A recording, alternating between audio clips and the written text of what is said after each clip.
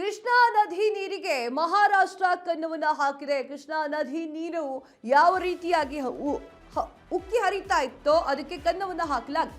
ಹೊಸ ಯೋಜನೆ ಘೋಷಿಸಿದಂತಹ ಫಡ್ನವೀಸ್ ಕೃಷ್ಣಾ ನದಿ ನೀರಿಗೆ ಮಹಾರಾಷ್ಟ್ರ ಕನ್ನ ಹೊಸ ಯೋಜನೆ ಘೋಷಿಸಿದಂತಹ ಫಡ್ನವೀಸ್ 400 ಕೋಟಿ ವೆಚ್ಚದ ರಾಧಾಕೃಷ್ಣ ನೀರಾವರಿ ಯೋಜನೆ ಮಹಾರಾಷ್ಟ್ರಗೆ ನೀರು ಸರಬರಾಜು ಮಾಡಲಿಕ್ಕೆ ಪ್ಲಾನ್. ಚಿಕ್ಕೋಡಿ ಮತ್ತು ಕಳ್ಳೂಳ ಗ್ರಾಮಗಳಿಗೆ ಬೃಹತ್ ಪ್ರತಿಭಟನೆ.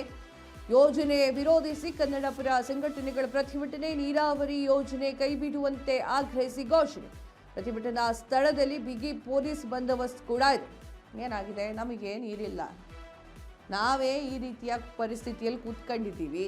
ಕೃಷ್ಣಾ ನದಿ ನೀರಿನ ಮಹಾರಾಷ್ಟ್ರ ಈಗ ಕನ್ನವನ್ನು ಹಾಕ್ತಾ ಇದೆ. ನೋಡ್ತಾ ಇದ್ದೀರಾ, ಪ್ರತಿಭಟನೆಯನ್ನು ಕೂಡ ಮಾಡಲಾಗ್ತಾ ಇದೆ. ಹೊಸ ಯೋಜನೆಯನ್ನ ಘೋಷಣೆ ಮಾಡಿದ್ದಾರೆ ಫಡ್ನವೀಸ್ ಅವರು. 400 ಕೋಟಿ ವೆಚ್ಚದ ರಾಧಾಕೃಷ್ಣ ನೀರಾವರಿ ಯೋಜನೆ ಅಂತ ಹೇಳಿ ಆ ಯೋಜನೆ ಹೆಸರು. ಇನ್ನು ಮಹಾರಾಷ್ಟ್ರಕ್ಕೆ ನೀರು ಸರಬರಾಜು ಮಾಡಲಿಕ್ಕೆ ಅವ್ರ ಪ್ಲಾನ್, ಅವ್ರವ್ರ ಮನೆ ವಿಚಾರ ಅವ್ರವ್ರು ನೋಡ್ಕೊಳ್ತಾರೆ. ಆಬ್ವಿಯಸ್ಲಿ ಮಹಾರಾಷ್ಟ್ರಕ್ಕೆ ನೀರು ಬರಬೇಕು ಅನ್ನುವಂಥ ಪ್ಲಾನನ್ನು ಮಾಡಲಾಗುತ್ತೆ. ಆದರೆ ಚಿಕ್ಕೋಡಿ ಗ್ರಾಮದಲ್ಲಿ ಬೃಹತ್ ಪ್ರತಿಭಟನೆಯನ್ನು ಮಾಡಲಾಗುತ್ತೆ. ಈ ಯೋಜನೆಯನ್ನು ಮಾಡಬೇಡಿ ಅಂತ ಹೇಳಿ ಕನ್ನಡ ಪರ ಸಂಘಟನೆಗಳು ಕೂಡ ಅಲ್ಲಿ ಹೋಗಿ ಆ ನೀರಾವರಿ ಯೋಜನೆಯನ್ನು ಕೈ ಬಿಡಿ ಅಂತ ಹೇಳಿ ಕರ್ನಾಟಕದಲ್ಲಿ ಪ್ರೊಟೆಸ್ಟ್ ಕೂಡ ಮಾಡಲಾಗ್ತಾ ಇದೆ.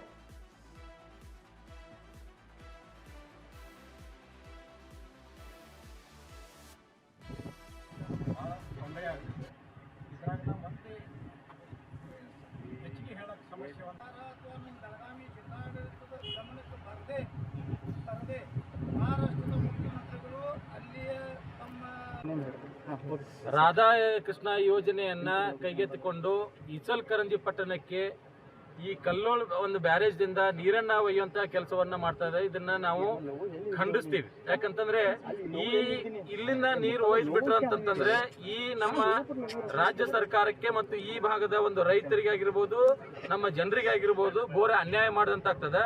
ನಾವು ನೀರಿನಿಂದ ತತ್ತರಿಸುವಂತಹ ದಿನಮಾನಗಳು ದೂರ ಇರುವುದಿಲ್ಲ. ಅದಕ್ಕಾಗಿ ಈ ಯೋಜನೆಯನ್ನ ಖಂಡಿಸ್ತೀವಿ. ನಾವು ಈ ಯೋಜನೆಯನ್ನ